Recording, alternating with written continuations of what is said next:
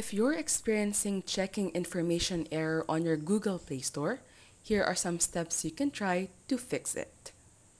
First, since Google is trying to check your information, you might want to take or wait for a few minutes for it to completely load.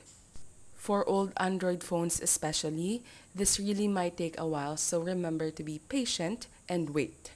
Also, ensure that the information that you entered in your Google Play Store is correct, because entering the wrong information may lead to this checking information error. Now, if you've tried waiting for a few minutes and the checking information prompt still does not disappear, here's what you can do next.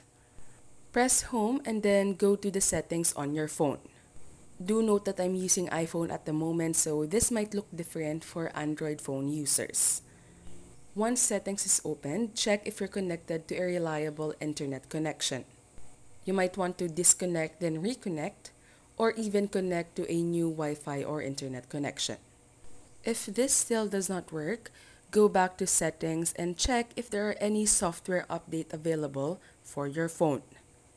If you see that there are updates available, just update your phone and wait for a few minutes for it to completely load or download.